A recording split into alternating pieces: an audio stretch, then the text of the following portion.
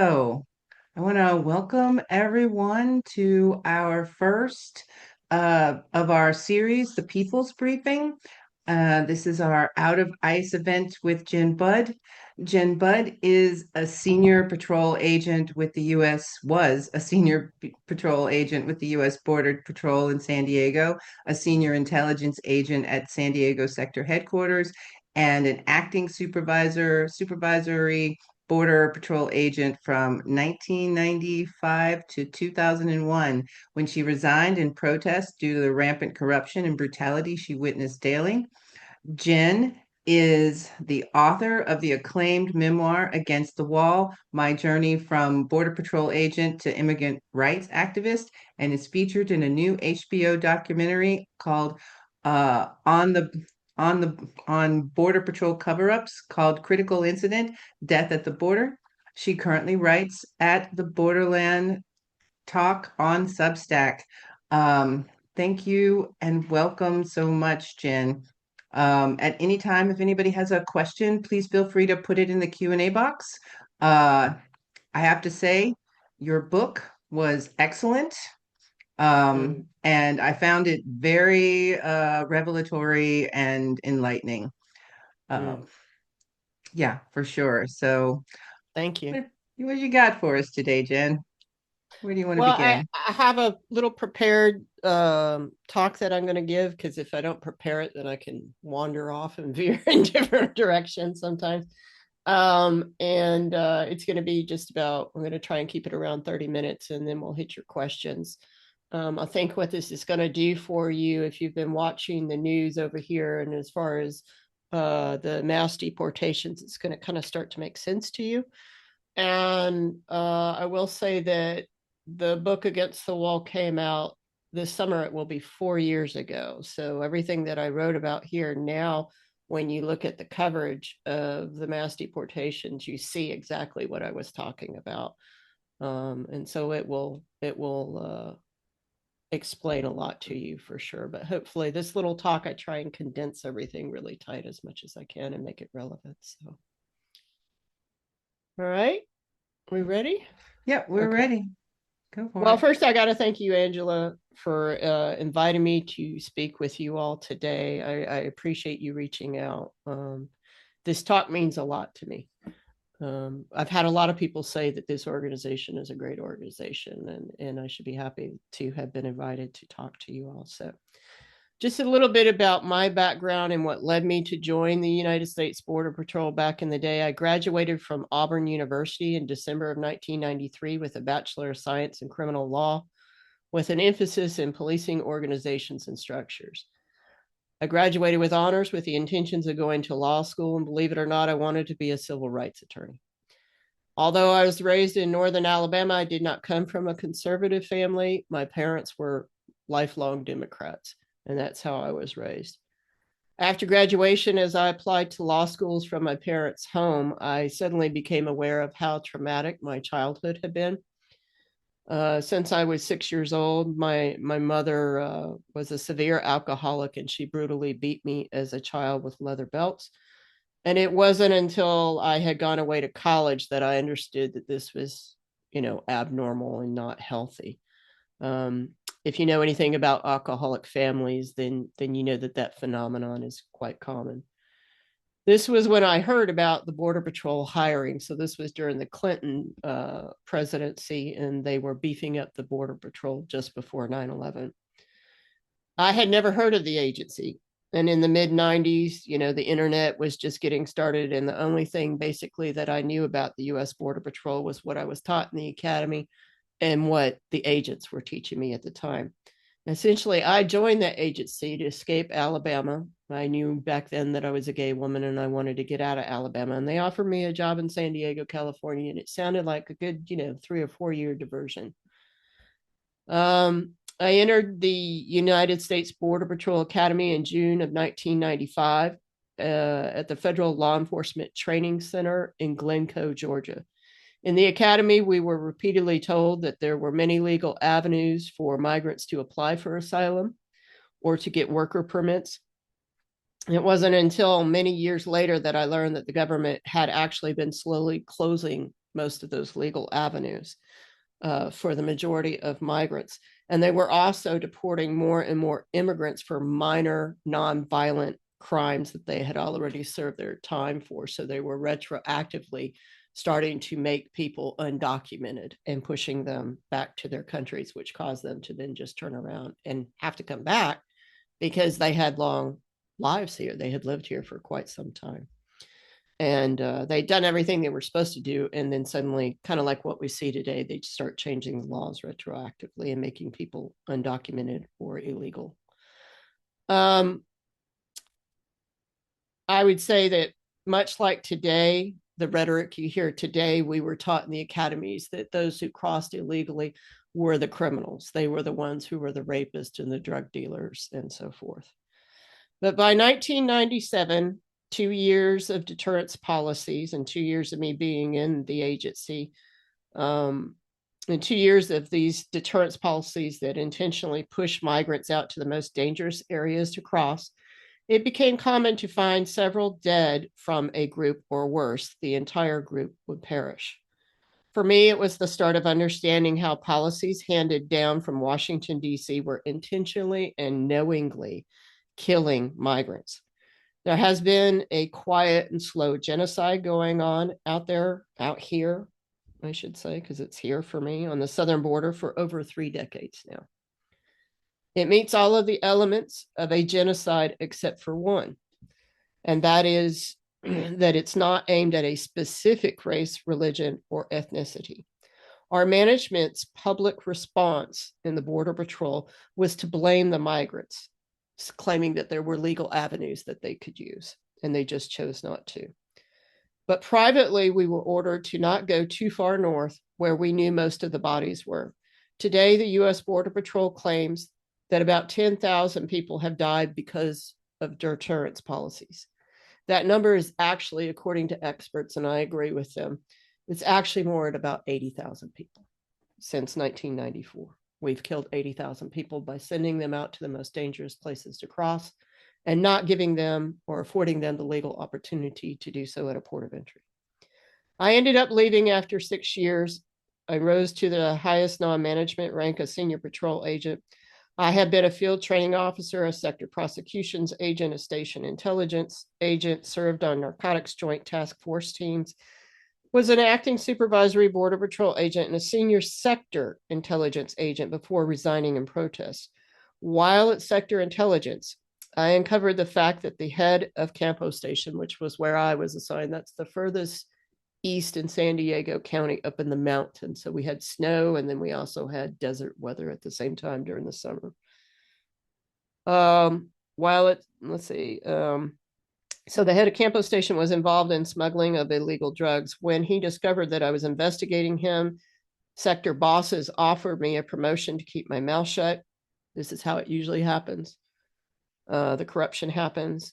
But because I said no to their corruption, I was forced to double back and do a midnight shift on a stationary position that was meant for a junior ranking agent. And when the automatic weapon fire landed right outside my truck driver's side window, I escaped north only to be met by that same boss who I was investigating at 3 a.m. in the morning. And he asked if I had learned my lesson. And he said that there wouldn't be a next time where they missed intentionally. And so that is why I resigned. And although the Border Patrol has changed a great deal since I was an agent, the culture of the agency has not changed. The Border Patrol I see in Minneapolis attacking Alex Preddy with pepper spray, disarming him and then filling his body with multiple bullets, lying about the events, getting rid of the evidence, that is the Border Patrol that I remember well. There is no other more corrupt agency than the United States Border Patrol. What we are seeing is what I call the border patrolification of all the federal law enforcement agencies. That is, we are seeing agents unafraid to lie to the public, to the press, and in courts while under oath, because they know there will be no accountability. The Border Patrol itself has never had an agent held accountable for killing any person while on duty, whether an American citizen or migrant, in over 101 years of its existence. This corruption starts in the beginning of an agent's career. Once one becomes a full agent and passes their post-academy training, if they are a male agent, they are often given a graduation party by the management of their station that involves a late night trip to the Mexican brothels and all the alcohol, drugs, and women that they can handle. After your probationary period, you are then given the lessons on how to violate people's rights and get away with it. When a migrant tells an agent they need asylum, agents often just ignore them. Agents are not required to tell migrants what their rights are. Sometimes this means agents tell the migrants they will get asylum if they just sign these documents that are written in English that are right in front of them. But in reality, they're removal orders. That happens quite a bit. If migrants complain about physical, emotional, or sexual abuse, then the agents can simply throw them back over the wall. Border Patrol stations and processing centers are never inspected, never questioned, and agents are free to behave any way they choose because there are rarely any repercussions. It is in the field where agents learn all these policies that they do not teach in the academies. My field training agents taught me how to intentionally make migrant smuggling loads crash and not get caught.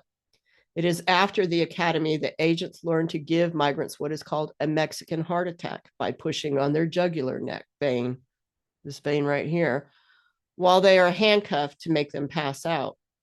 It is in the middle of the night in the desert where we are taught to always have a drop knife or a drop gun in case we need it, and to claim a rock was thrown at us if we ever shoot, and to repeat over and over that we fear for our lives. It is on the border we learn to trust our cover-up teams and our corrupt union. I see my training has continued today in Chicago and Minneapolis. The ramming of cars and then lying and claiming that they hit us, that is what I was taught over 30 years ago in the mountains of Campo, California. That is what they did to Mary Moore Martinez in Chicago before they shot her. The dangerous pursuits to question a person's citizenship that end up killing innocent bystanders. We saw this most recently with a pursuit that led to a crash that killed an innocent American educator in Savannah, Georgia. Her name was Dr. Linda Davis, and they will get away with that too. How to justify your shooting or other use of force shootings or other uses of force by saying that they threw a rock? Well, we just saw the training demonstrated before Judge Ellis in Chicago when Chief Bovino of the Border Patrol tried to justify throwing tear gas by lying in court and claiming he was hit in the head by a rock. With video clearly showing Bovino was lying to the court and directly to Judge Ellis, and that he had never been hit by a rock, the case was finally dismissed, but Chief Bovino was never held accountable. Just so you know, having a rock thrown at an agent is the number one reason given in Border Patrol shootings. No Border Patrol agent has ever died by being hit by a rock. Today, Border Patrol use of force violations can be investigated by CBP's Office of Professional Responsibility, also called OPR, or DHS's Office of Inspector General, often called OIG. Unfortunately, the system of oversight is rigged because the investigators are mostly ex-Border Patrol and ex-CBP officers. The head of CBP OPR investigations, this is their internal affairs, until last year was Daniel Altman, who just happens to be an ex-Border Patrol agent.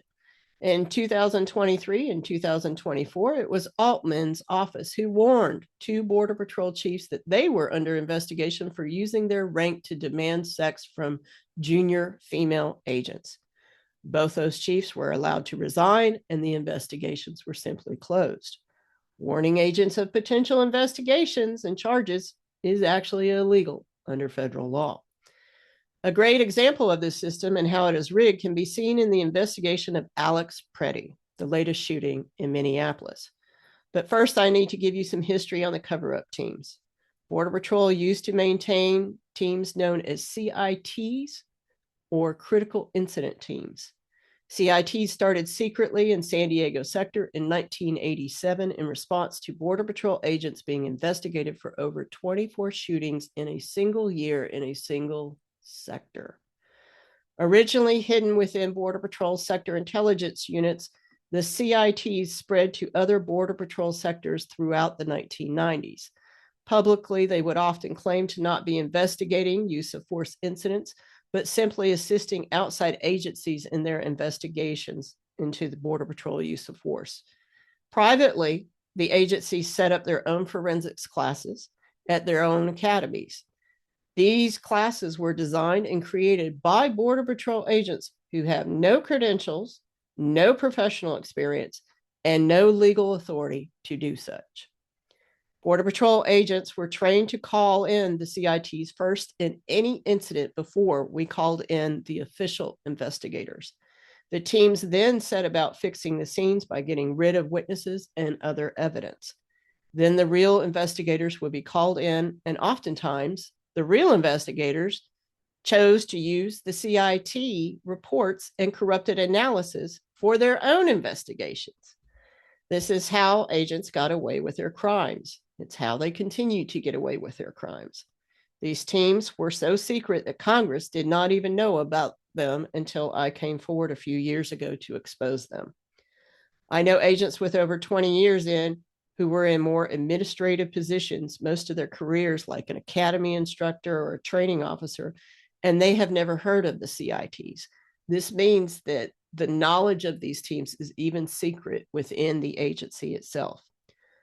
For over a year, I researched the teams, proving that they were illegal and that they had no legal authority to exist from Congress. I have documented case after case showing that these units were the largest federal government cover-up team ever known to exist. Although over 10 congressional committees have demanded investigations into these teams, not a single one has occurred. Under the Biden administration, former Commissioner Chris Magnus of CBP ordered the team's disbandment. Unfortunately, the CIT agents were allowed to simply resign the United States Border Patrol and then be rehired under CBP's Office of Professional Responsibility, the internal affairs unit that I said is rigged, and they continue on now as evidence collection teams. So essentially, unfortunately, the Biden administration just legalized the biggest cover-up team in history. So they covered up the cover-up teams. Most recently, while being questioned by Senator Rand Paul, Republican of Kentucky, former Border Patrol chief and current CBP Commissioner Rodney Scott testified that these teams were responsible for identifying and collecting and preserving the evidence from the most recent Alex Preddy shooting. So they are not disbanded. Scott was known in the Border Patrol for using these teams on numerous occasions. You can see how Commissioner Scott used the illegal teams to cover up killings when he was chief of the Border Patrol in HBO's documentary Critical Incident that Angela was talking about. I believe it's also available on Amazon Prime, and I think somebody mentioned they saw it on Apple as well. So now that Scott is in charge of CBP and the illegal teams were moved to CBP to legalize them, he is once again in charge of his cover-up teams, as he has admitted to before Congress most recently. And he said he is using them in the Alex Preddy case. So how did we as a country get to where the immigration enforcement agencies and their corruption has taken over nearly every aspect of our lives? How did we get to the point that the immigration agents are gunning down American citizens in daylight with cameras recording, and there is still little accountability to be seen? It is most important to understand that this is a both sides issue. If we get out of this moment in our history and we return to an immigration system like we had under Bill Clinton or Obama or Biden, then we will have failed in this moment. Deterrence policies were designed and written by Republicans at the Heritage Foundation, but it was former President Clinton who enacted them. It is also important to remember that it was Obama who first held children in cages and even engaged in the taking of newborns from migrant mothers in U.S. hospitals and then turning them over to Child Protective Services. The difference between Republicans and Democrats in immigration policies, in as far as on the ground and how it affects people, is simply that Republicans like to brag about their brutality, and Democrats talk a good game to get elected, and then they just pass Republican-like policies, and they don't talk about their brutality.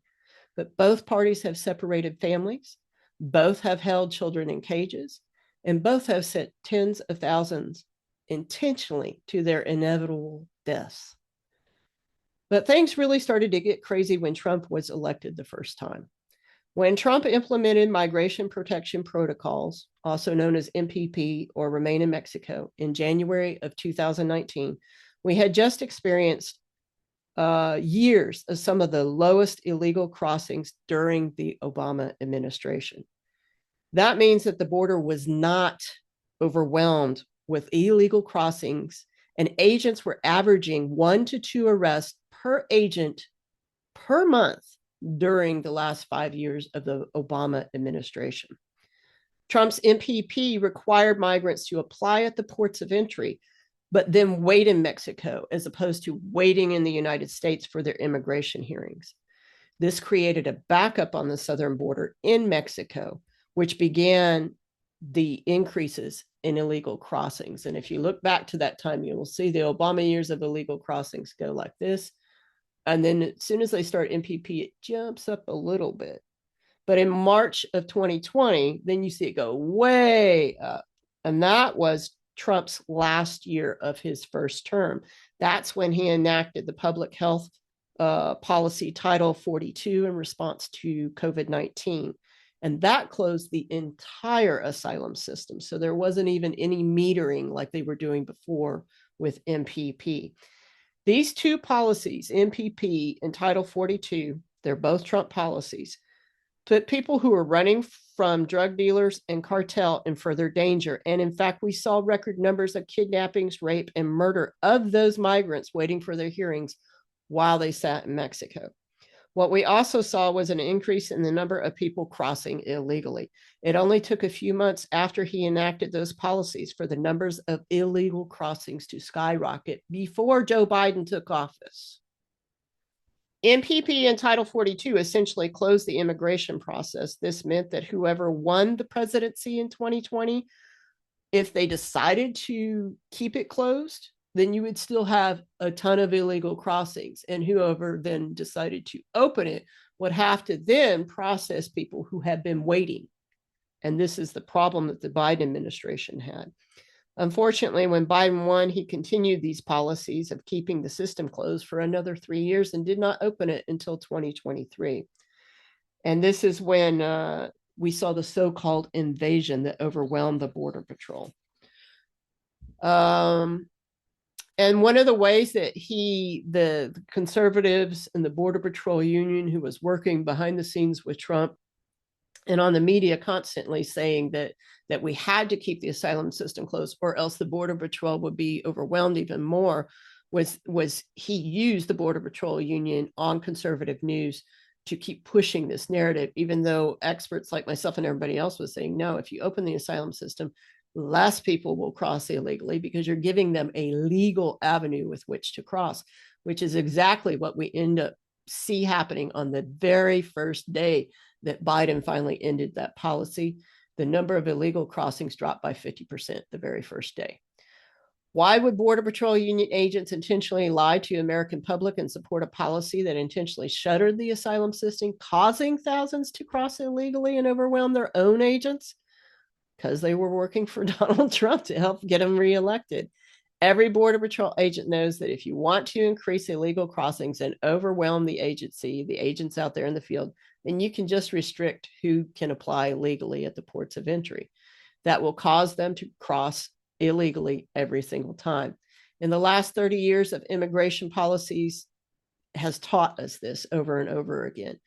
Additionally, Republicans and the union were constantly signaling to migrants that were considering traveling to the U.S. for asylum or other needs that the border was open. They said that every day of the Biden administration, that the border was open and they would be welcomed by Joe Biden and his administration. And that is, they were intentionally encouraging people in other countries to come to the southern border and cross illegally. Border Patrol leaders have now successfully taken over CBP and ICE management. This is because no other agency is trusted by the president as much as the U.S. Border Patrol. The patrol and its management are willing to obey any order, whether legal or illegal, given by Trump. Agents are willing to throw tear gas and pepper spray at Americans exercising their First Amendment rights to protest and film their actions. And agents have thrown gas into cars with babies and children inside. They have rammed people with their cars and then lied to the public and courts, claiming they were the victims, and then they give false testimony under oath that they were insulted or impeded by these people. And it's not true, as we see in the videos. It was the immigration enforcement agencies who failed and allowed the terrorists of 9/11 into the country. No one was ever held accountable for this failure. Instead, Congress reorganized the agencies and gave their management billions of dollars. That is, they took the failed and corrupt agencies and gave them more money and more power for their failures.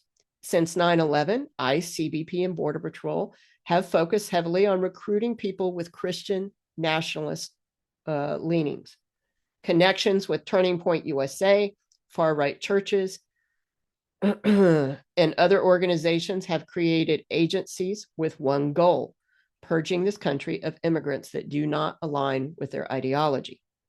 Agents are taught that they are serving a Christian God. They must close their eyes, their ears, and ignore the violence they dish out to create a holy America.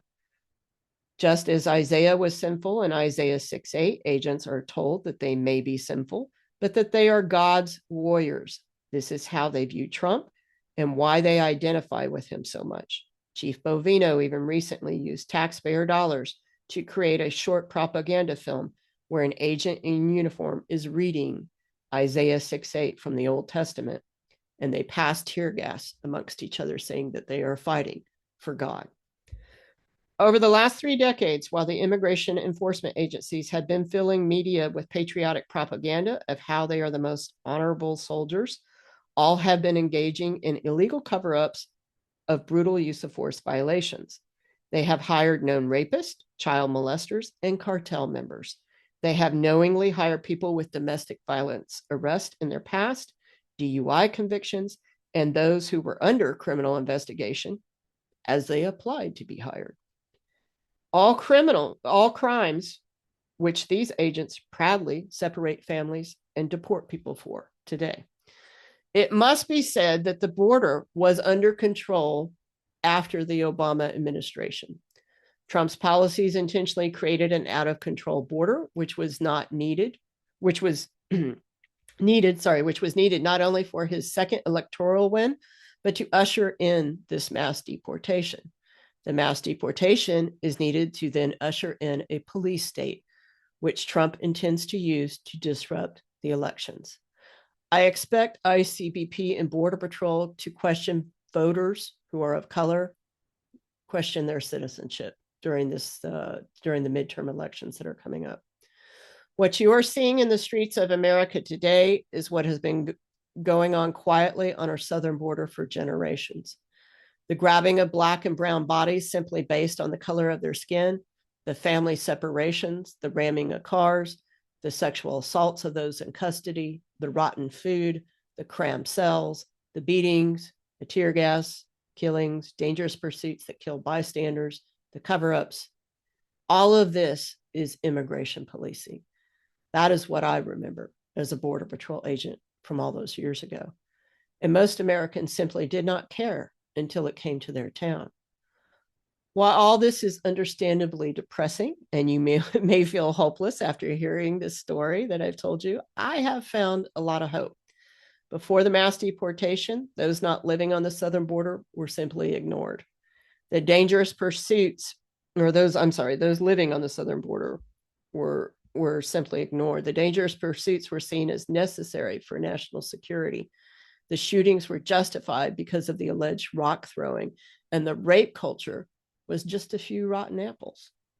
For the first time in 30 years, I am seeing a light shined on these corrupt immigration enforcement agencies and their management. It is in this light that I have found hope, and that we can all then demand and create a more humane immigration system that does actually provide us with national security and does not force us to violate people's human rights. And that's it. So now I'm ready for questions. You got to turn your mic on there, Yeah, Angela. There you go. sorry. Wow. I can't believe that it's actually worse than what you documented in your book. Um, Mm-hmm. it's actually worse. I Yeah. feel like this agency, I always thought, and people might disagree with me, but the military has some problems like this too. Right. Right. Um, but ICE and Border Patrol, it doesn't even hold a candle. It's like the military is a bunch of saints, and compared to just the amount of stuff that they can get away with. Well, as they say in the agencies, if you can't get in the military or stay in the military, or you can't get into regular policing or stay in regular policing, these agencies will always take you. So, yeah. Awesome. So everybody, if you have a question, please add it to the Q&A box. And while everybody gathers their thoughts, I just want to remind everyone that all Americans abroad can vote in the midterms, and that this year it's incredibly crucial that we vote in every opportunity. If you could, there are 32 states that allow people who don't plan to return to the United States to vote down ballot. So please request your absentee ballots, get your votes in, vote in the primaries, vote for people who will fight against fascism, fight against the corruption of CBP and ICE. It's super important this year, and be sure to remind your friends and family. So we've got a bunch of questions popping up. Mm-hmm. This question is from John Morgan. These tactics of CBP sound very similar to police and other law enforcement across the United States. Is there really much of a difference, or is it basically the same across the board? I think there's more of a difference. I would say that in general, I mean, there was an effort to professionalize police departments for a long time, but the issue with the immigration agencies is that they have been lying about how out of control the border is while they keep restricting people, like I said, which causes people then to cross illegally. And down here, I mean, the agents, I think it's that way across the board, but I think the Border Patrol has what we've seen after 9/11 is you see these joint force task agencies. And it is through that, because I've been spending a lot of time reading just these transcripts of these joint task force agencies when there's cases. And what I realize is that our local law enforcement and our state law enforcement in many places is being propped up financially and with resources by the immigration agencies. So most of our police, our local police and our state police cannot survive anymore without money from CBP, ICE, and Border Patrol, DHS in general. There's all these programs. There's programs where we give them leftover military gear and stuff like that. So, as the Border Patrol and ICE and CBP have been developing this system over the last 20 years since 9/11, they've been bringing in cops to teach them and indoctrinate them into this ideology, this anti-immigrant ideology that they have. And and that wasn't the way it was when I was an agent. So before 9/11, we were viewed as just, immigration cops. That's it. And we didn't have the power that they have now. And we were not viewed as real cops, and we were looked down upon by real cops. And so a big goal after 9/11 was to figure out how do we get the real law enforcement to look at us as if we're number one and we're the best. And so that's why you see CBP is getting control of surveillance on the borders and everywhere, and now surveilling Americans as well. And so they did certain things that would make our state and local police more reliant. Even the federal agencies, quite frankly, even the FBI and ATF, are all now dependent upon the immigration agencies because they have all the money, they have all the power. And so now you see them being, oh yeah, we're pro border patrol, we're pro this. And even when they say they're not working with them, they are working with them and they're taking money from them and so forth. So that's how that happened. It's been Wow, indoctrination. great. Um, what has worked in the past 30 years? Anything, or is it a case of the least worst solutions?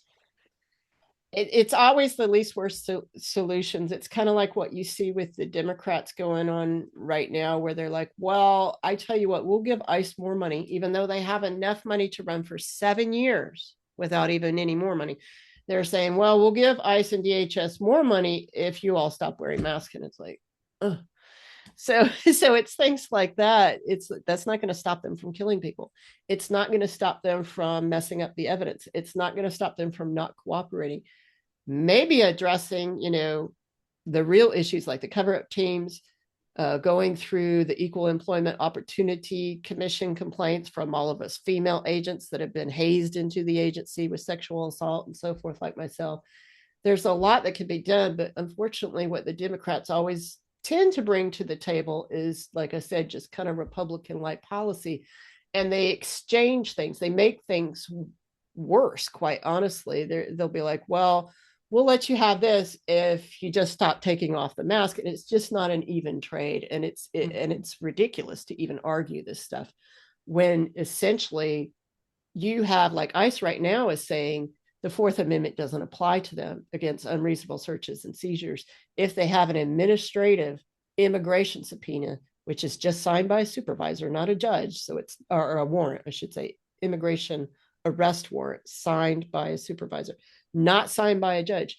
And they don't want to go to judges and get arrest warrants because they're lazy and they don't want to do it. And so they just take these final deportation orders and they're saying, now we can break down your door and grab you. And they're actually arguing this and they keep doing it. And they're saying, well, until somebody stops us, we're just going to keep doing it, even though that is established law. This is kind of the game where Border Patrol, CBP, and ICE always violate the law. They're pushing their authorities. And then they're like, we'll do something about it. And then once it gets to the Supreme Court, the district courts and the appeals courts tend to find that they're wrong. And then it gets to the Supreme Court. And the Supreme Court, of course, is now deciding, no, they could do whatever they want. So, I have a question. yeah. So, just on the same theme of them kind of overstepping their boundaries, do you remember this event in Chicago where they rappelled down a roof into Yes. people's apartments? Mm-hmm. Is Mm-hmm. that legal? No, no. And in fact, they claimed that that whole tower was a Chicago South Side Tower, I think, is what they called it. So it's generally in the Latino immigrant Black neighborhood, Mm. basically. And they said the whole tower was filled with Tren de Aragua cartel members. They didn't get, I think they maybe got one or two people out, but basically they were Venezuelans. They said at first they had like 30 to 60 people. Then as the days go by, it whittles down to nothing. They didn't get a single criminal charge out of anybody in there. They didn't get a single Tren de Aragua person out of there. They did all of that. They destroyed those people's homes. They destroyed their property and they walked away and nothing has been done about it and nothing probably will be done about it. I mean, they literally get away with killing people. They get away with quite honestly raping their own children. They get away with raping, migrants in their custody and stuff. Very rarely do they ever see charges. And then even more rarely do they ever get like a decent sentence. It's got to be a really, really heavily evidenced crime. We have an agent right now. He's about to be given a sweet plea bargain that I'm trying to write a piece on and put some pressure on. We're talking about sexual assault of toddlers God. and videos.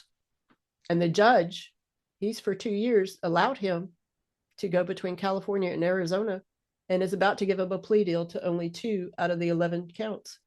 He should be going to jail for over 100 years. He's about to get off for less than 20. So this is what we're Wow. dealing with down here. And then a lot of times when they do plead guilty, we had one guy, another Tucson agent. He was a BORTAC, which is a Border Patrol Special Operations. It's like their SWAT team. He was a high-ranking commander, deputy commander, had been sexually assaulting his two daughters for 11 years. They let him plead guilty to one count of molestation and one count of exposure after 11 years of this.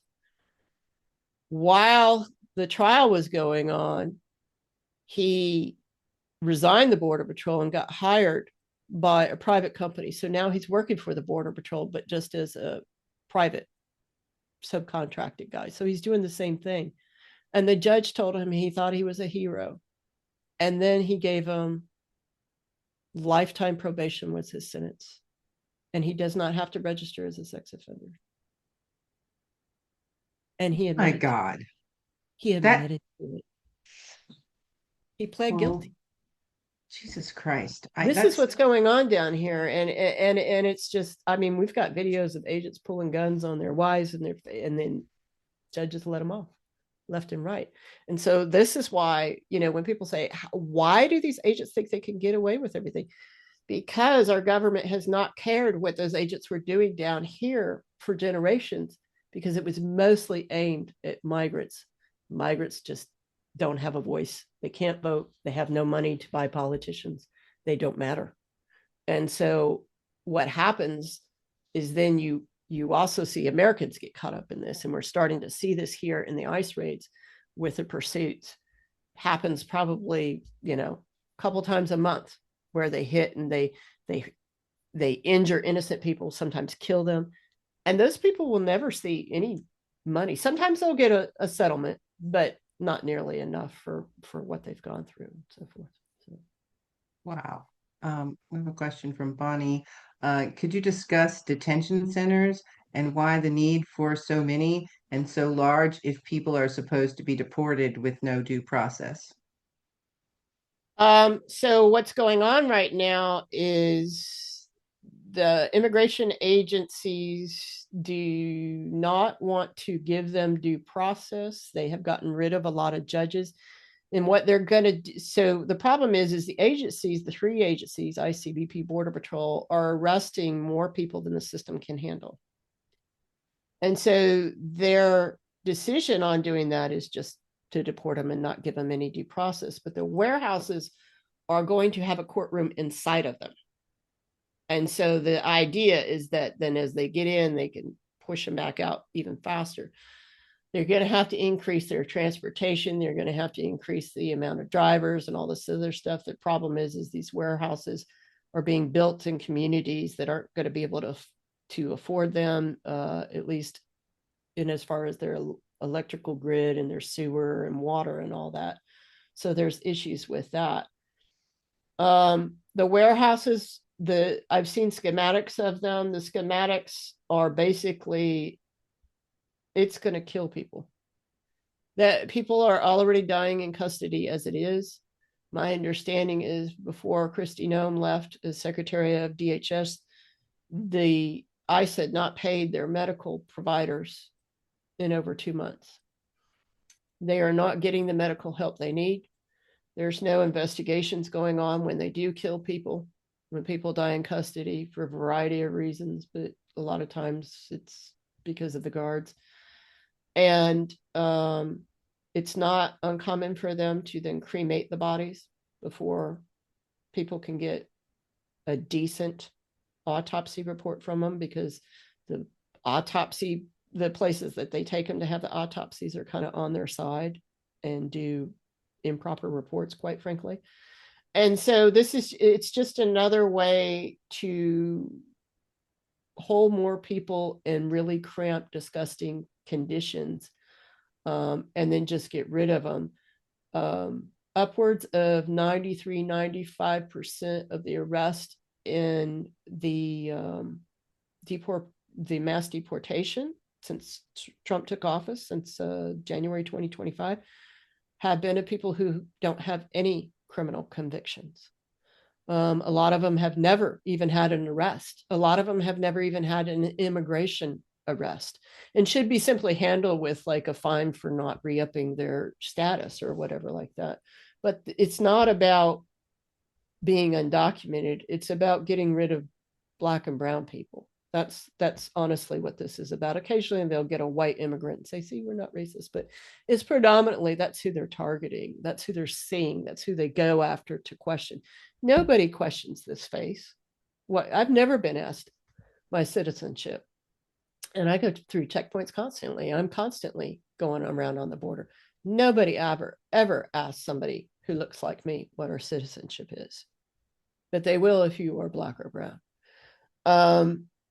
And the warehouses, it's gonna end up killing a lot of people, and I don't know that we're going to know that people die there and so forth. So it's just another way to keep what they're doing silent.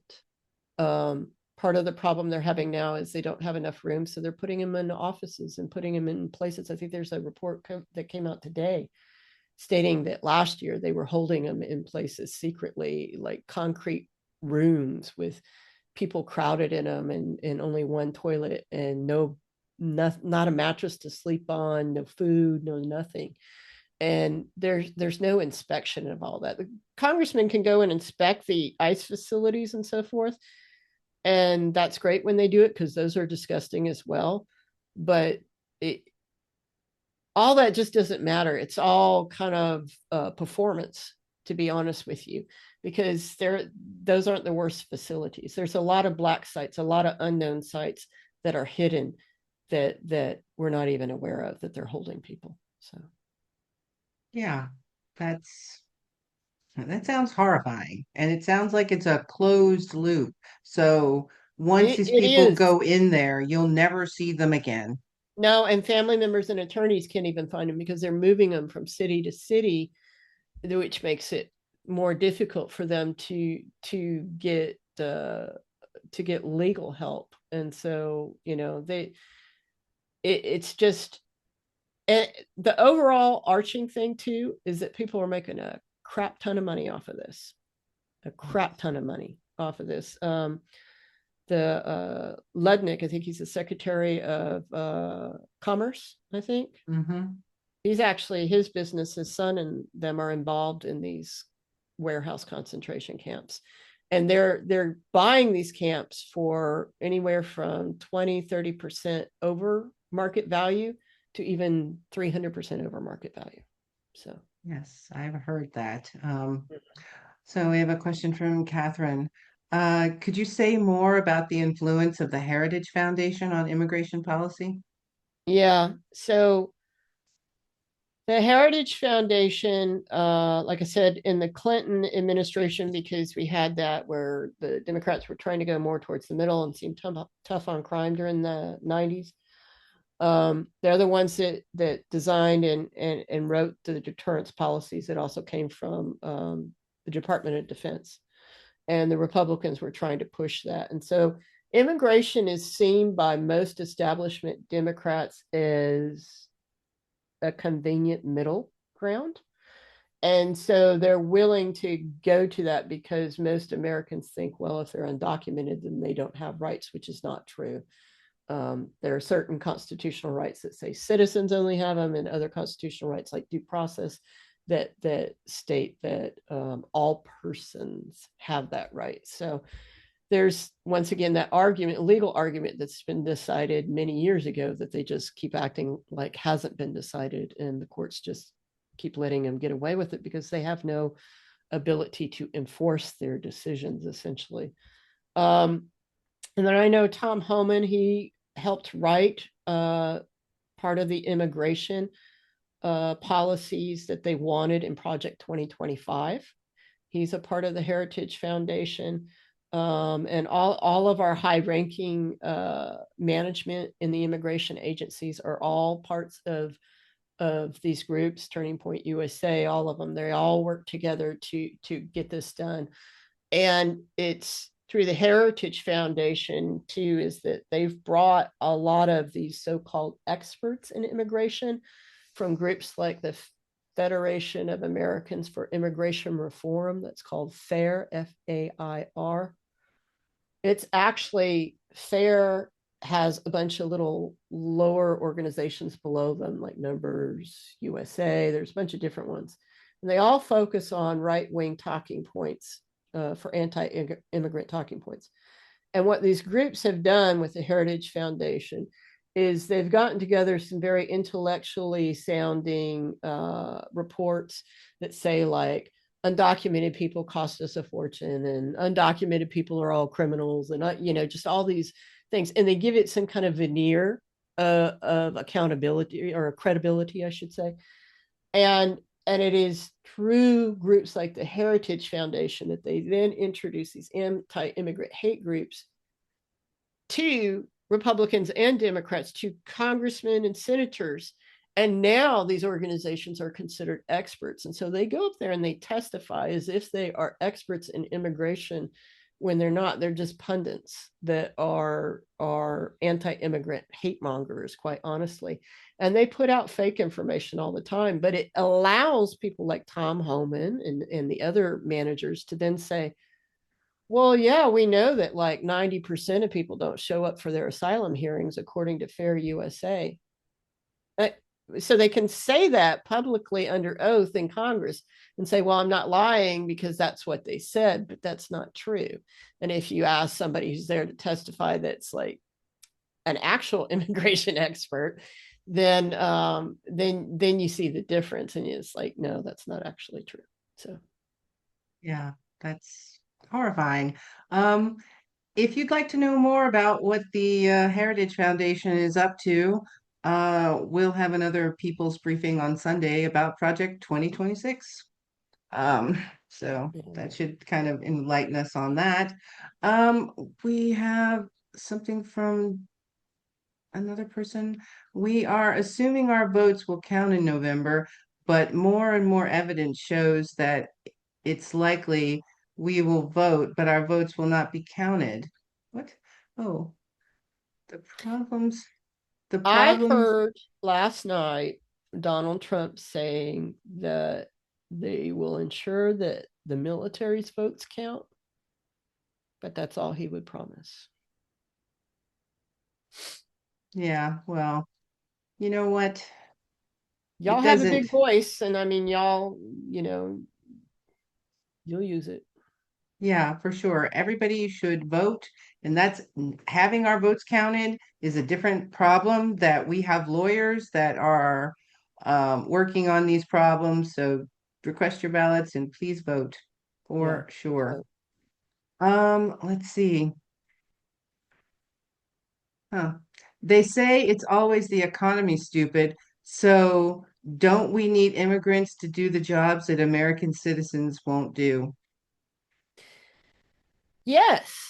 And that is assuming if you think that they're really putting America first, like they claim to be. But I'm of the opinion, in looking at all this over these years, in the last 10 years of Donald Trump, is that Donald Trump is really not about America first, as far as I can tell. He's Mm. about Donald Trump first, and then maybe Russia. So, or Israel. So, I don't know. Maybe we don't know. Um, it is almost always about the economy. People in the United States are really mad right now. They're really mad that money is being spent on things that they don't think are necessarily important, and that they are having to be cut back. And I think that's why you see so many of us are worried about whether or not our votes are going to count, because it just seems pretty. I mean, all the special elections that have been going on and everything that we've seen, the Democrats are really killing it.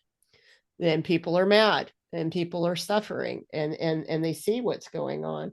So it feels like it's going to come down to a race between how much they can cheat, is what it feels like. So Yeah, but that's why we have to overwhelm the polls with Democratic overwhelm it to the votes. point that they cannot rig it. Yeah. Yeah, exactly. Um, do you see any possibility that the killers of Renee Good and Alex Preddy and more can be prosecuted? No, not unless the states do. And here's the thing: right now in in the United States media, we see a lot of media saying, well, it's kind of up in the air whether or not states or local law enforcement can charge federal agents with crimes when they're on duty. That's not true. That is not true at all. The Border Patrol Use of Force Handbook even says that agents should be prepared for state and local authorities to investigate their use of force crimes and possibly file charges. And they have for generations in the United States Border Patrol, well before ICE was even formed and CBP was even formed. So if the prosecutors in Minneapolis feel that they can get enough evidence to charge them, then they should charge them. Whether or not they will because it's considered politically expedient or not, or this or that, that's a whole nother question. Down here on the southern border, it rarely happens that the locals or the state will file charges because the immigration agencies have such a control over the state and local agencies down here and the departments that are prosecuting them. The problem down here that they don't see so much in Minneapolis and in Chicago is that these are the same agents that work with the same prosecutors all the time. So they're always working around each other and with each other. They're practically co-workers almost. And so they tend to be nicer to the agents than they would say to anybody else who was raping somebody on the streets or something like that. But I don't think we're going to see it. I think that these agents will get away with it. Wow, that's really a shame. I mean, all of this is a shame. Are there any members of Congress who stand for what you're saying? There are some. Joaquin Castro is a Democrat out of, I think his area is San Antonio, representative out of San Antonio. He right now is focusing on children in the Dilley Center in Texas and trying to help them get out of there where they're holding families, entire families that have not committed any crimes. A lot of them are here. The goal, let me go back to the question of what are the warehouses for? So instead of waiting for your asylum hearing, waiting years for your asylum hearing, they want all asylum seekers to be in those facilities. That's why they're doing that. So you're just going to have to wait in those facilities. And sometimes it takes 10 years.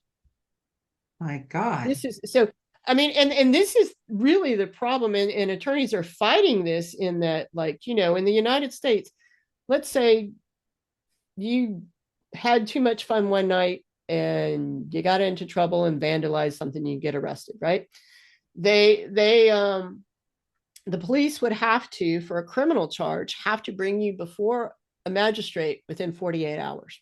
That's the law in the United States. Some circumstances, if there's a holiday or a weekend or something like that. But in general, 48 hours if you commit a crime. You have to be brought before a judge, and the judge decides whether your detainment is warranted or not, and whether there should be charges or not, you know, your preliminary hearings. But in immigration, because immigration is considered civil law and you're not afforded an attorney by the US government, if you've committed a civil immigration violation, there's no rule to hold how long you can hold somebody in custody, because in the past we didn't hold people in custody who were waiting for their hearings unless they were a criminal. And so basically, somehow they're allowed to keep you indefinitely in custody for what is a civil charge. And it doesn't make any sense. How can you hold somebody in custody when they're applying for asylum, applying and doing it the legal way, but you're going to let somebody out on a bond who's trafficking in videos of toddlers, you know, sexual assault of toddlers? How is this possible? So there's a problem with that, with the law, in which there's nothing that says you can't hold somebody indefinitely for an immigration violation. But it also doesn't say you can hold somebody indefinitely for an immigration violation. So they're just kind of fudging with the law and being able to do whatever they want, quite honestly, right now. So, You know,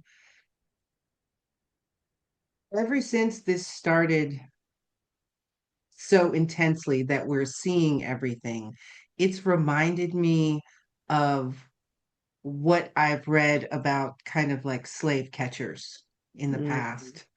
And that's what it reminds me of. I mean, maybe I'm off base. I don't know. You're not off base. The Border Patrol is the oldest immigration agency we have still existing. It was enacted and brought about in 1924. That was, the Civil War ended in 1865.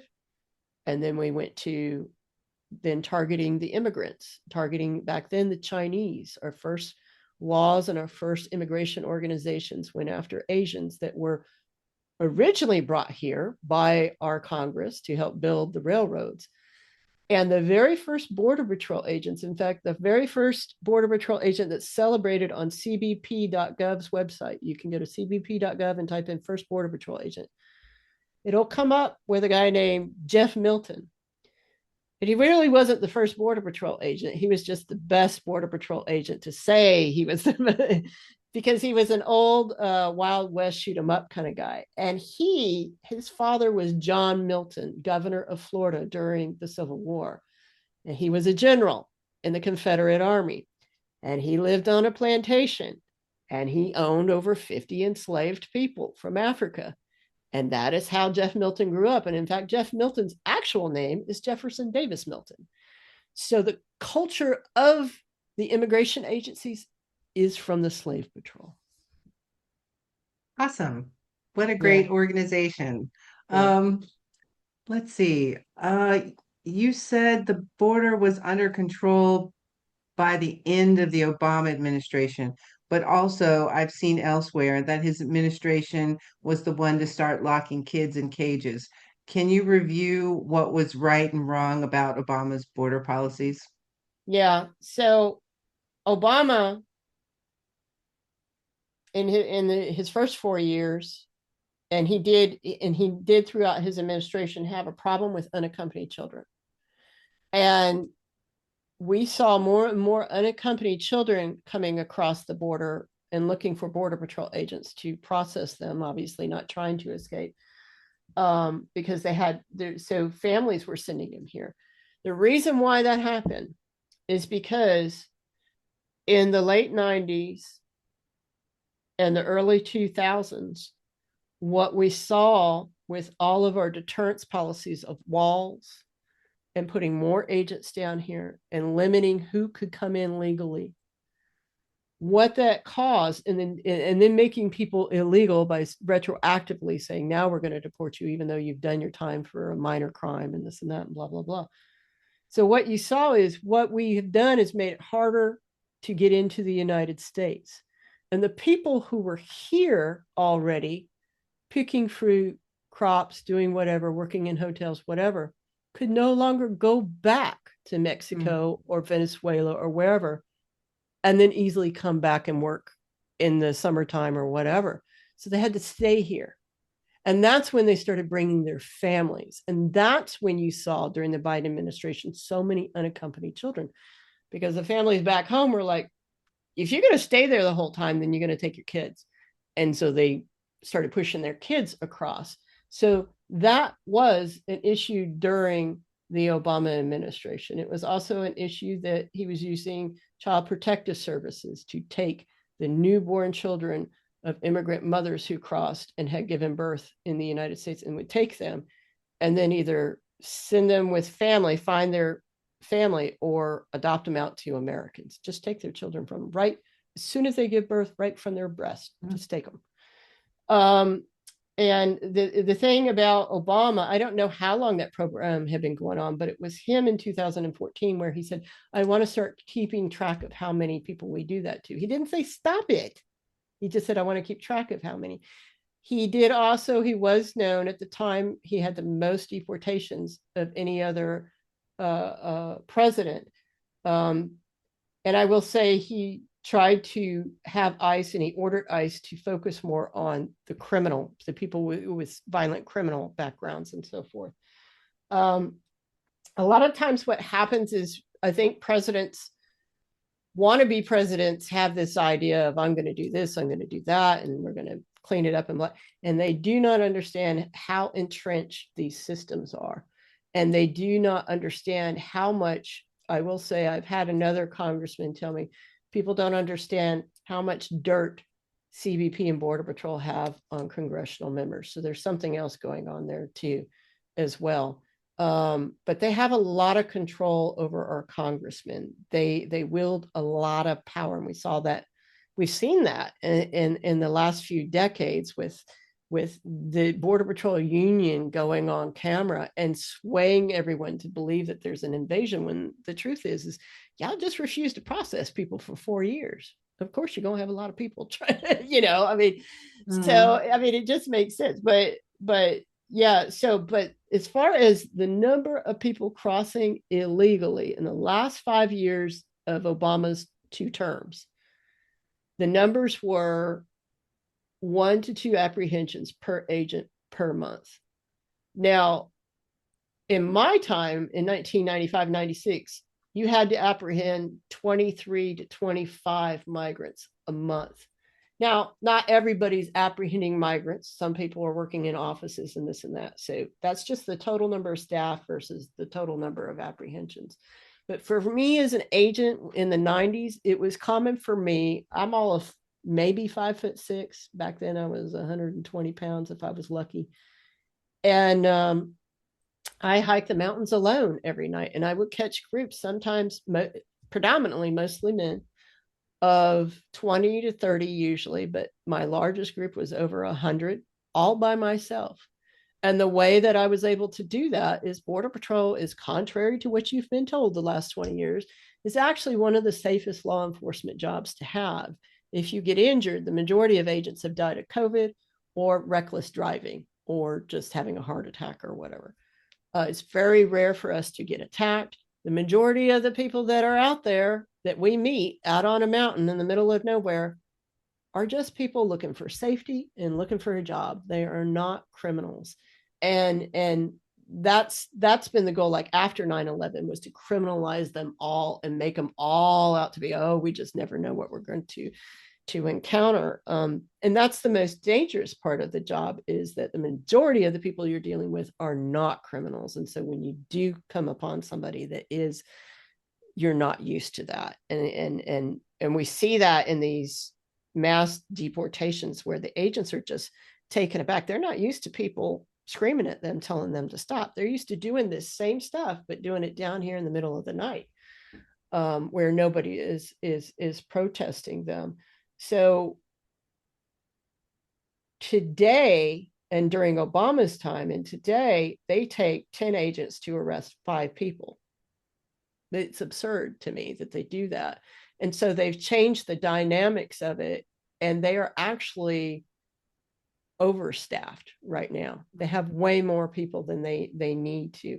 And the amount of violent criminals that they say that are in the country, they are lying. It is not as high as they say. And in fact, I've been doing this study for a couple of years, but Garrett Graff, I think RRETT, and then GRAFF. He's a well-known writer, writes for big outlets and stuff.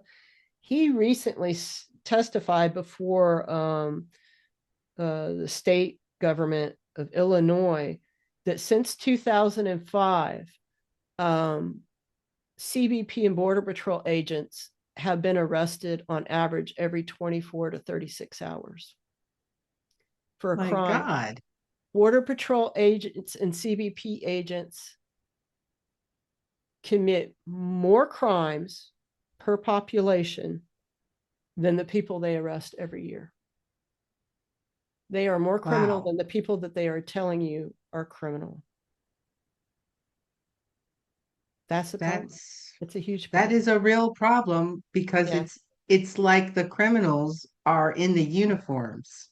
Yeah, and if we're gonna treat immigration, if we're gonna say immigration law is no longer civil law and is criminal law, because that's what we're doing, we're punishing them and saying they're going to have to stay in custody until they get a hearing or whatever, even though they've not committed any kind of crime other than an immigration infraction at most, then we have to start if we're going to treat them as criminals, then we have to provide them with the same structure in the system as we do criminals. So we have to start providing them with attorneys and all these other things and their civil rights.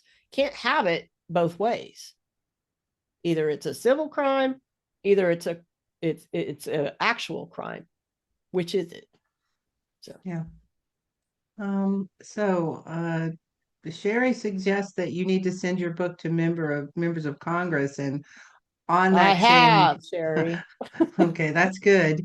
And on that same note, Maria would like to know, how do members of Congress react when you share this information with them? Um, they are still extremely afraid to appear anti law enforcement. That is what I'm hearing right now. So the movie that we've mentioned a couple of times, Critical Incident on HBO, shows you how the current commissioner of CBP, Rodney Scott, covered up murders.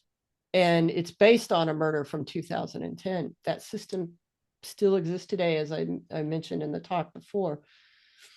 And can you repeat the question again? Sorry. The question was, how do members of Congress react when Members you of share this Congress. information with them?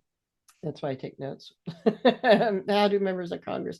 So most of them don't want to hear it. Most of them do not want to get involved with this. I've been asked to go speak before Congress probably a handful of times, and they always chicken out at the last moment.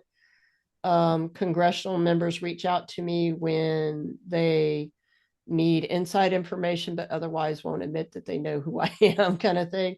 And they just don't want to get involved with accountability of these agencies. They just want to give them more money and then hope that the problem goes away, quite honestly. That's actually, the Democrats right now are floating a plan through Gabe Ortiz, who's representative out of New Mexico. And it just says, we don't want you to wear a mask. We want Border Patrol back on the Yeah, border and CBP on the border. And then they recommend giving them more money, which is just ridiculous. You just can't do that. So yeah, I agree. Do you support the Abolish ICE movement? I do support the Abolish ICE movement. ICE has only been around since 2003. And from the get go, it was created to monitor Muslim men from the age of 16 to, I think, maybe 40 or 50 was the thing. They had to register after 9/11 just because they were from certain countries or because they were of that religion. And so, honestly, I believe ICE HSI, Homeland Security Investigations, they do a lot of really good investigations into child pornography and sex trafficking. I think they should be rolled into the FBI, quite honestly. But ICE ERO, which is basically their deportation officers. I mean, I'm not saying we don't need deportation officers, but the way ICE has been handled and with what they're doing, and the same with the US Border Patrol, they have actually violated their constitutional oaths. And in fact, they're wearing t-shirts now, they're selling them in the agencies that say the oath that we take upon being an agent, where we swear to defend the nation against foreign and domestic enemies. And then they've added a little line and they put in parentheses, well, mostly domestic. Yeah, So that's them saying that they support all the anti-immigrant stuff and the right-wing Christian conservative stuff and the rounding up of immigrants and getting them out of the country. So they've violated their oaths to the Constitution. The U.S. Border Patrol has killed God knows how many people and gotten away with it. ICE does the same thing in their facilities. They're now running concentration camps. I think everybody who's been involved in these things has to be held accountable. And I think we need to, in this moment, the hope I was talking about is reimagining this immigration system and actually holding people accountable. Because when we play these games where we criminalize everybody and say everybody who's not a US citizen is a criminal, what that does is it ends up, you end up not being able to identify the actual people you need to be identified. One of the problems with closing the asylum system, and the asylum system is essential to national security. And we know this because of Title 42. So when you close that asylum system and everybody then starts crossing illegally, whole families and everybody just lining up like you saw in the videos, that does overwhelm the Border Patrol. They're not lying about that. It overwhelms the Border Patrol because they're not supposed to be processing. CBP is supposed to be processing at the ports. When you make the Border Patrol do that, and the Border Patrol's mission is in between the ports of entry to find goods or people crossing that haven't been inspected, and you're inspecting people that should be inspected at the ports, they don't have time to look for the violent criminals. The violent criminals are sneaking around them and getting away because they're sitting in processing too many people. I personally think that the Trump administration and the Border Patrol, quite honestly, during these mass deportations, the border has been at least 50% less Border Patrol agents. And people are crossing and getting away. They're just not counting them anymore because Trump is in office and they like Trump. God. Is it lower than it was before? Yeah, because we got a mass deportation going on and there's not a lot of jobs going on right now here in the United States.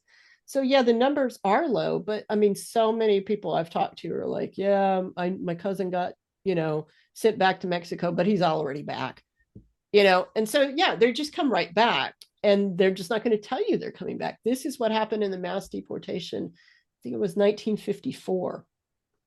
And they called that was called Operation Wetback. I apologize, but that's what it was called back in the day. And it was the same thing. They would arrest people and they would get the big headlines and they would do these big events like on the tower and stuff, and the media would do it. And then they would just send people back and then they would just come. It was just a big con game. They just keep coming back and back. And so we really don't know who's coming into the country and we really don't know why. That's the problem. Wow. Um, there's a question in the chat that I just want to answer, which is how are we supposed to support such Democrats for reelection? Well, it's one reason why I'm requesting that you request your ballot early so that you can vote in your primaries, because there are Primary. people out there who have different opinions and want to fight this and want to fight Donald Trump. So let's try to elect as many of those people as we possibly can, for Yeah. sure. Yeah. Veronica Um, Escobar is another representative that has always fought really hard. She's out of Texas. To AOC is another one who sees what's going on for what it really is. Senator Padilla out of California, he's my senator. He does to a certain extent, but like I said, he doesn't. They don't want to talk about the film because they don't want to seem like they're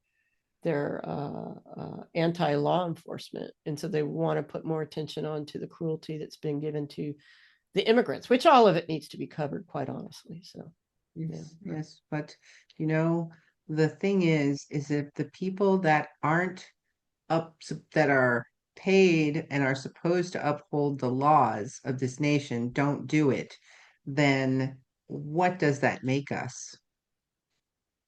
You know? Yeah, it's and this is what we see in the administration right now with just the blatant like criminal activity and backroom dealing and everything is what's been going on down here on the border for generations. And like I said, though, this is the first time that I have seen in 30 years of being out here doing this kind of stuff and looking at it. This is the first time I've seen people really recognize that there's a problem. I mean, before when the book came out, people were like, well, you're just mad because you were raped in the academy and blah, blah, blah. Even when I proved it to them and said they did this to the first woman in the academy, first female agent in the academy, they've done that, and I document all this. Nobody really cared, but now they care. And frankly, quite honestly, it's because they shot two white American citizens. Yeah, That's the truth. So, that is the truth. Last question. Um, what can we do? what can we do? Well, one of the things that has to happen uh, more than anything is that we start demanding that our local and state governments hold these agents accountable when they're in our communities committing these crimes and hurting our fellow residents and so forth. that can be done. Um, the other thing we need to do is demand federally from our representatives and our senators accountability. We could demand that they open up the Equal Employment Opportunity Commission complaints. We need to demand to know about the critical incident teams. Don't all these families need to know what happened? I mean, and it's not even for migrants. There's a case from 2013-14, United States citizen came through the I-8 checkpoint where I used to work in Pine Valley, and within 6 hours he's dead. And there was never a legal homicide investigation done into his death. They allowed the Border Patrol, some Border Patrol agent, to do the entire homicide investigation of this American citizen. And they just let it go. And he was a white man. And they just let it go. And so those are some of the things that need to happen. But more than anything, you need to start demanding that your politicians stop taking money from border infrastructure, from border surveillance. Biden took more money from border technologies than Trump did. Prisons gave more money to Trump. That's another thing. We need to get rid of these private prisons. Yes. For-profit prisons, just no, cannot have that. But we need to be telling our local and our state officials to stop taking money from DHS, ICE, and all that. Stop holding people for them. Stop doing these joint task force operations. So like after 9/11, they kind of argued that there wasn't enough communication, and that's why 9/11 happened, and they all needed to communicate. But what they've done is in these joint task force things, it's like all they talk about is how much they hate Democrats and liberals. And so they see everything that Democrats and liberals do as terrorism or domestic terrorism. And yet they're not aware at all. We're not aware at all, apparently, of January 6th. They thought what was going on with January 6th was fine, even though all of us knew January 6th was going to happen. So they don't even see, when they see the right wing saying, oh, yeah, let's go to January 6th and let's go attack the Capitol and do this. They're like, well, those are right-wing people and they have the right to do that, and that's within their right. But these other people over here, we're going to call them Antifa, and we're going to, this and that. So this is the problem we have. I don't think somebody like me could get in the Border Patrol after 9/11. I got in before 9/11. College degree, on the dean's list, all that, blah, blah, blah. Wanted to be a civil rights attorney and so forth. They have been really, after 9/11, really targeting right-wing Christian churches. They recruit very heavily from Turning Point USA, the rodeos, NASCAR, MMA fighting, all that kind of stuff. That's who they're looking for. Yeah. Yeah, that is who they're looking for. And the people that they're recruiting now for ICE are, let's just say, less qualified than yeah.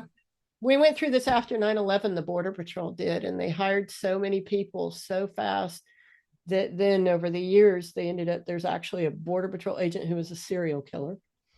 Another Border Patrol agent who was a serial rapist in Tucson for over 20 years, retired, still gets his pension and everything, and they didn't catch him till afterwards. And it's even weird little things like, when you get hired by these agencies, you have to give your fingerprints so they can see if you've been arrested. But they don't do DNA. And in the federal government, we have a DNA database called CODIS, CODIS. Why don't you check these men? The chaplain of Tucson sector, the whole sector, we have chaplains in the Border Patrol ever since George W. Bush. No imams, no rabbis. But his name is Dana R. Thornhill. He had been in the Border Patrol for almost 20 years before ICE HSI caught him dealing in child pornography on the internet. And then after we had a standoff with police. Then when he was arrested, his adult daughters came forward and said, yeah, he'd been molesting us our whole lives. And then he finally ended up pleading guilty. I think he got like 40 years or something. That was a very egregious case. And it was very public. So that's why he got so much time. And that one went down okay. And he pled to that. But then it was found out after his conviction that actually, when he was 14 years old, he had sexually assaulted a female child, but the Border Patrol still hired him. To get things like that, we had another agent, Agent Luna out of Texas, involved with the cartel, and they stand at the checkpoints and they wave people on through, which they know are drug loads and stuff like that. Border Patrol agents are arrested 5 times more than any other law enforcement agency. Literally almost a day, almost every day an agent is arrested. A day to every 2 days an agent is arrested for a crime. And those are just the ones that we know about, because in those agencies you're required as an agent, if you have police interaction, you have to report it yourself. Right. So we don't know about all the times where, they maybe have police interaction and then they go, oh, you're Border Patrol. Okay, well, we'll let you go. Professional courtesy. Not a big deal. Let's just keep it between us, kind of thing. So there's a lot more going on that we don't know about. So Wow. I'm even more shocked than I was when I read your told you, book. we were talking privately before this started. I said, Yeah. after I talk, everyone's going to be like, Yeah, but I'm so glad that you were able to join us. I think everyone got a lot out of this. So we know it's super important for for ICE to go away. I mean, actually, as far as I'm concerned, the Department of Homeland Security in all could go away. That was just created after 9/11 also, and it's not what you think it is. I would invite everyone to sign up for our Take Action emails where we have things about ICE, where we have things about the various issues that you need to contact your representatives or whomever and let them know how you feel about it. Please, everyone, request your ballot and make sure everyone you know abroad and at home is voting this year. Don't leave it to any chance. There are a lot of people out there, for some reason, especially abroad, that don't know they can vote in the midterm elections. So we need to spread the word, get that out there, make sure everyone knows that they can vote. I also put a link to Jenn's Substack and her book, and also the IMDb page for the movie, the documentary, Critical Incident, Death at the Border. Um, I hope everybody has enjoyed this talk as much as I have I and do want to found it say real enlightening. quick that before we go, Angela, that I'm going to have an ebook out towards the end of the month that's just kind of a basic primer for these agencies and understanding what their legal authorities are, what they can and can't do, and what we should do, whether we decide to abolish some of them or reform them, and what needs to be done. By no means am Oh, I saying we don't need border enforcement. I'm not saying that at all. So, no, we do need something, but not this. Not this. not this. I feel like the whole argument of which I've heard this in Germany. What we're not a country if we don't have borders. And I'm just like, you know, That's not true. that's not true. And But nobody's saying we don't need to have borders. We're no, just saying we don't need to have this corruption and criminality. And we expect you to be what you say you are, quite honestly. So, yeah, for sure. yeah. Thank you so much, Jen, for coming to talk with us today. And thank you to everyone who's joined us. As I said earlier, please join us for our next People's Briefing on Project 2026 on Sunday. And I'll see you then, everybody. Thank you, everyone. Thanks. Goodness.